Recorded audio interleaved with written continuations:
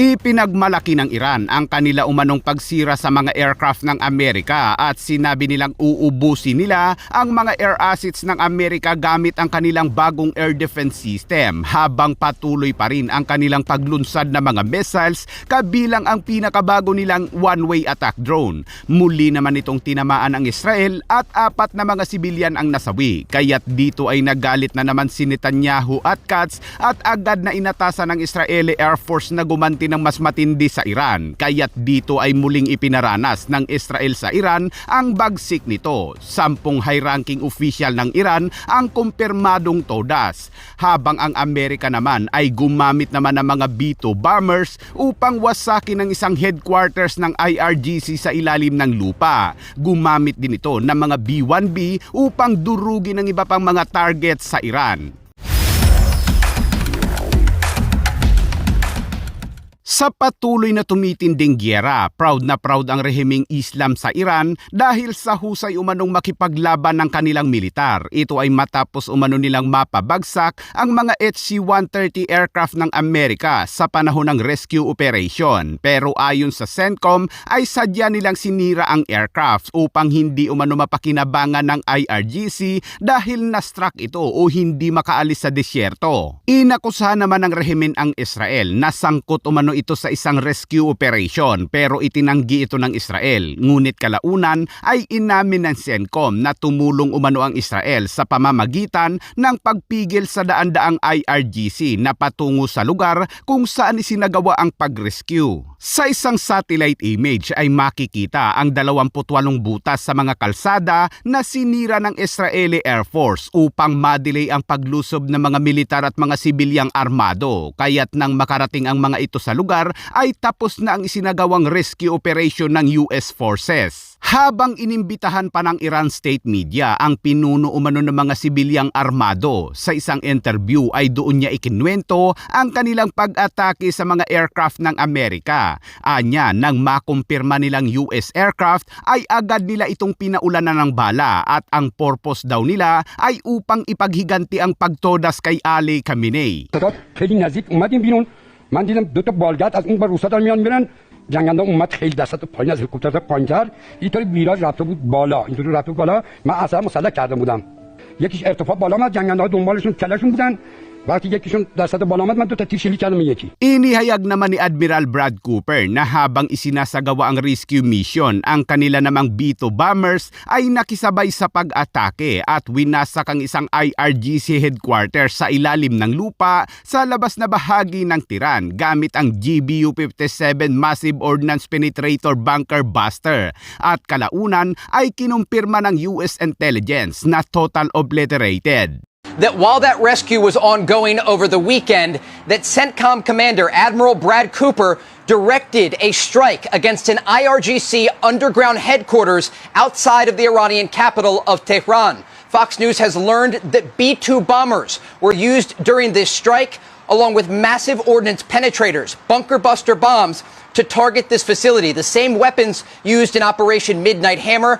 And I am told by these high-ranking U.S. sources that the headquarters of the IRGC was obliterated in that strike. This is significant because it speaks to the intelligence and military excellence of the U.S. military. As this rescue was ongoing, they were hammering the Iranian regime just outside the capital of Tehran with B-2 bombers overhead, U.S. Special Forces on the ground, more than 100 of them, rescuing that airman and bringing the fight to the IRGC just outside of the Iranian capital. Habang naglabas din ng speech si Israeli Prime Minister Benjamin Netanyahu kaugnay sa matagumpay na rescue operation ng Amerika. Congratulations, President Trump. All Israelis rejoice in the incredible rescue of a brave American pilot by America's dauntless warriors. This proves that when free societies muster their courage and their resolve, they can confront seemingly insurmountable odds and overcome the forces of darkness and terror. This rescue operation reinforces a sacred principle. No one is left behind.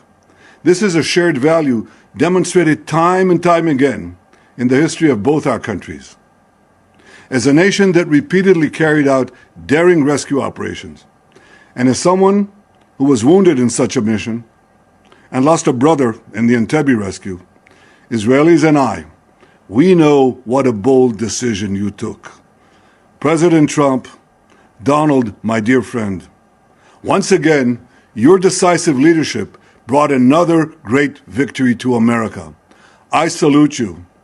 We all do. Kasunod niyan ay sinabi ng rehimeng Islam sa Iran na uubusin umano nila ang mga air assets ng Amerika gamit ang kanilang mga bagong air defense system at bilang pagpapakita na malakas pa rin sila ay nagpakawala pa ito ng kanilang mga bagong one-way attack drone na tinatawag nilang Hadid 110.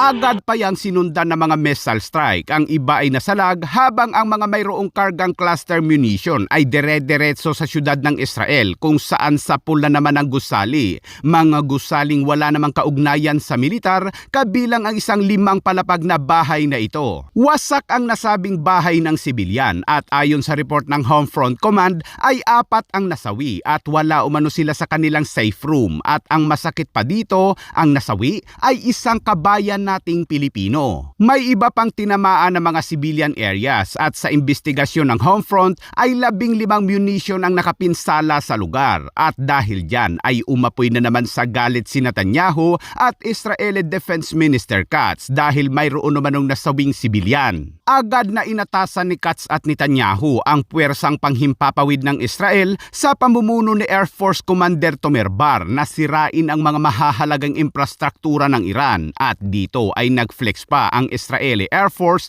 ng kanilang pag-alis gamit ang mga F-16I fighter jets. At ilang oras ang nakalipas, abay lumabas agad ang resulta. Base sa inilabas na report ng IDF, ay 3 airport ng Iran ang kanilang tinarget, ang Mehrabad Airport, Baram Airport at Test Airport. At sinira ang dusi-dusi ng helicopter at mga aircraft ng IRGC Air Force. Hindi naman mga attack helicopter ang mga ito, pero posible umano itong gamitin ng IRGC bilang suporta laban sa planong ground operation ng Amerika tulad ng air support at paglilipat ng mga sugatang militar nito. Ang iba pang inatake ng Israeli Air Force ay ang missile launcher sa Isfahan. Hindi natukoy na pasilidad sa Isfahan, industrial areas sa Tabriz at isa pang missile launcher sa Kermanshah na ready to fire na. At hindi pa nagtatapos dyan mga kabayan dahil ang iba pang pinasadahan ng puwersang panghimpapawid ng Israel ay ang electronic facility sa Shiraz, Jahan Bas Boulevard, habang ito naman ang pinakaswabe. واو چجوری میزنن واو این همه اینا هاردور میکنن یه دفعه میان میزنن در Yan ay ang weapons depot o mano ng IRGC sa Bushehr. Pero ang pinakadamang-dama ng Iran na atake ay ang tuluyang pagwasak ng Israel sa isa pang petrochemical plant ng Iran na ayon sa IDF ay 85% ng kanilang petrochemical ang nawala na. Sa loob ng 72 oras na sunod-sunod na opensiba ng Israel sa Iran ay 10 high-ranking official ng Iran ang kumpirmadong todas. Kabilang dito ang isang makapangyarihang opisyal na si Majid Kadimi na isang head of intelligence ng IRGC. News, the head of the IRGC intelligence operation, Major General Majid Kadimi, has been killed, according to a senior Israeli official. Sa isang post naman ni Israeli Prime Minister Benjamin Netanyahu ay sinabi nito na magpapatuloy ang kanilang paglinis at pagdurog sa rehimen. Samantala, ang Amerika naman ay patuloy pa rin ang pag-target sa mga launcher ng Iran upang mapahina ang mga missile strike nito. Gumamit din ito ng mga B-1B bombers at kabilang sa mga binomba nito ay ang isang sites malapit sa Mehrabad Airport. Pati na ang Ekbatan Aviation Industries, isang site malapit sa Asadi Square. At pati na rin ang Sharif University kung saan naglaho ang isang gusali. Per the President's direction, today will be the largest volume of strikes since day one of this operation. Tomorrow, even more than today. And then Iran has a choice. Choose wisely, because this president does not play around. You can ask Soleimani, you can ask Maduro, you can ask Khamenei.